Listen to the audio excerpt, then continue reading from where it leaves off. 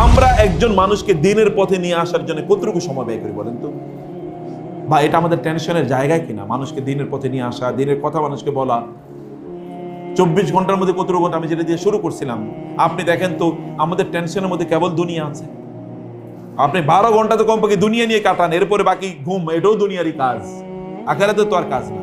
তাহলে কতটুকু সময় আমরা আল্লাহ বা আল্লাহ রাসূল সাল্লাল্লাহু আলাইহি ওয়াসাল্লাম এর জন্য যাই? আল্লাহ তাআলা তার রাসূলের ব্যাপারে বলেছেন, ফালা আল্লাকা বাখিউন নাফসাকা আল্লাহ ইয়াকুনু মুমিনিন। ওরা ইসলাম গ্রহণ করবে না, মুসলমান হবে না, মুমিন ঈমান আনবে না, এই টেনশনে মনে হচ্ছে যেন আপনি নিজকে ধ্বংস করে দেবেন। টেনশনের অবস্থাটা কি? এই পৃথিবীর শ্রেষ্ঠতম রাসূলদের মধ্যে একজন নূহ আলাইহিস সালামের অবস্থা চিন্তা করে দেখেন তো।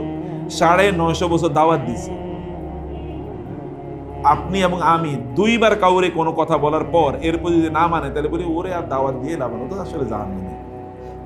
তাহলে 950 বছর কয়জন লোকের দাওয়াত দিয়েছে? তখন কত হাজার কোটি লোক ছিল, কত 100 কোটি লোক ছিল, কয়জন লোক ছিল আসলে? 80 জন বা 40 জন ইসলাম গ্রহণ করছে, নাহলে তার চেয়ে আরো 10 গুণ বেশি ছিল, নাহলে 20 গুণ বেশি ছিল, সব মিলে নাহলে 10,000 লোক ছিল। কি পরিমাণ দাওয়াত দিয়েছে! রাসূলুল্লাহ সাল্লাল্লাহু আলাইহি ওয়াসাল্লামের সবচেয়ে বড় টেনশন ছিল ফালা তাযহাব নাফসুকা আলাইহিম হাসারাত। আল্লাহ বলেছেন, ওদের উপর টেনশন করে আপনার জীবনটাকে ধ্বংস করে দিয়েন না।